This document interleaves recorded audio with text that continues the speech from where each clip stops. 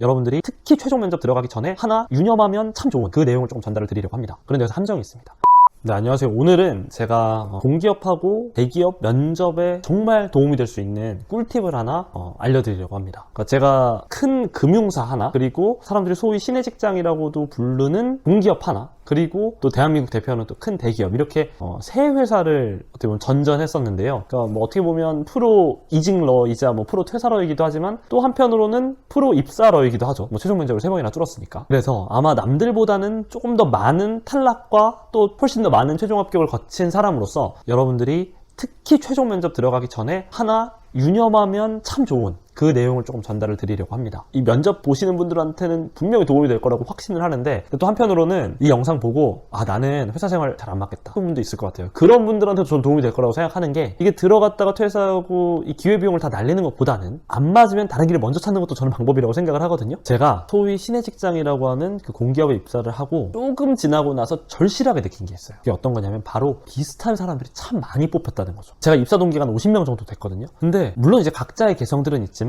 공통적인 게 조금 윗사람들 말 잘 들을 것 같다? 좀 태제 수능적이다? 그러니까 뭔가 정해진 길을 무난하게 온 사람들이다 라는 느낌을 받았어요. 소위 말하는 반골 기질이나 약간 좀 개성이 뚜렷하거나 이런 캐릭터는 정말 찾아보기가 힘들었거든요. 공기업이 제일 제가 보기엔 뚜렷했고, 그 외에 다른 두 개의 대기업도 어땠냐 하면, 그러니까 우리가 일반적인 스펙트럼으로 한 100명을 이렇게 줄 세워 넣었을 때, 그러니까 뭐 개성 있는 사람이 양극대는 어느 정도 존재를 한다라고 하면 이 대기업에서도 그런 비율이 굉장히 낮더라고요. 그러니까 일단 면접이라는 게 사실 결국에는 나를 파는 행위죠. 회사에 구성원이 되기 위해서 나를 좀 사주세요라고 파는, 어떻게 보면 일련의 거래 활동이라고 볼 수도 있을 것 같아요. 물론 제 가불관계가 확실하게 정해져 있지만, 그러니까 무언가 잘 팔기 위해서는 사는 사람 마음에 들어야 된다. 이게 만고의 진리입니다. 그러면은 누가 나라는 사람을 살까? 회사가 정답이죠. 근데 조금 더 정확하고 구체적으로 말하면 그 회사의 임원이 최종 결정을 내리게 되는 겁니다. 특히 여러분들이 면접을 보는 공기업이나 대기업들을 예로 들면 보통 최종 면접에 임원들이 자리를 하죠. 젊으면 뭐 40대 후반, 보통 이제 50대 넘어가는 이분들이 결국 최종 결정을 내려서 나를 살지 안 살지를 결정을 하게 됩니다. 그러면 나는 결국 그 사람들이 원하는 사람이 되어야 최종적으로 간택을 받는 거예요.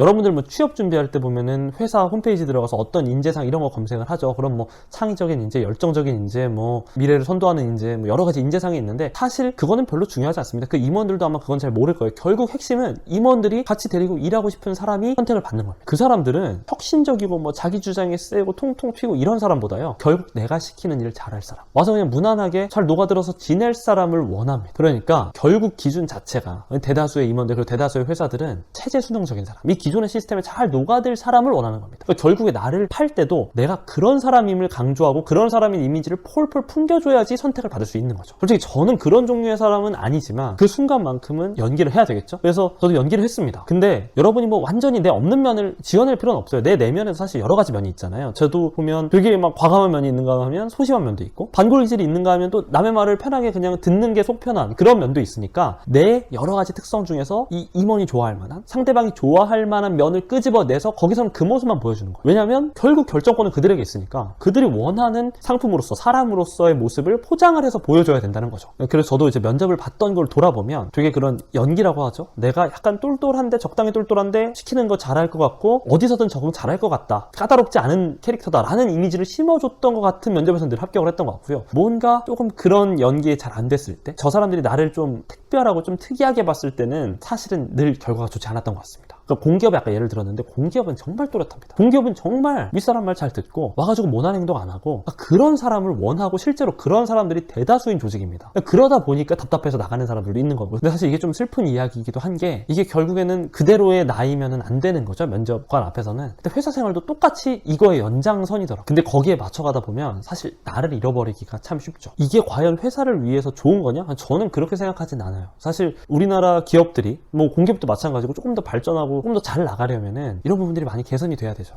그렇지 못하니까 계속 퇴보하고 과거에 조금 안 좋은 어떤 문화들이 답습되고 하는 면이 있습니다. 근데 이 회사로부터 어떤 결정권을 부여받은 임원들의 이해관계는 그렇지 않거든요. 과연 이 임원들이 10년, 20년 뒤에 이 회사가 잘 되기를 원하는 사람들일까? 그렇지 않습니다. 이 사람들은 그냥 한 해 한 해 조직이 단기적으로 성과를 내고 본인은 별 탈 없이 그냥 무리 없이 돌아가는 걸 선호하는 사람들이기 때문에, 결국 저희는 그런 분들의 어떤 시선에 맞춘 사람이 되어야만 취업에 성공할 수 있다는 거죠. 그리고 저는 요새 어렵게 회사 들어가서 퇴사하는 사람들이 늘어나는 이유도 여기에 있다고 생각해요. 결국 이 면접관이 원하는 나, 회사에서 임원들이 원하는 나가 진짜 나랑은 좀 다른 거죠. 뭐 임원이나 또 그의 명령을 받는 부서장들이 원하는 나는 진짜 내가 아니니까. 그러다 보니까 저도 회사를 다니면서 계속 다른 꿈을 꾸게 되었던 것 같고, 그 과정에서 회사도 이 회사 저 회사 조금 옮기게 되는 그런 과정들을 밟았던 것 같습니다. 자, 오늘 얘기 정리 한번 해보겠습니다. 면접에서 합격하려면, 특히 최종 면접에서 합격을 하려면 임원들이 원하는 인재상으로 나를 잘 포장해야 된다. 그런데 여기서 함정이 있습니다. 회사에 들어가서도 회사는 그렇게 포장된 나를 원한다.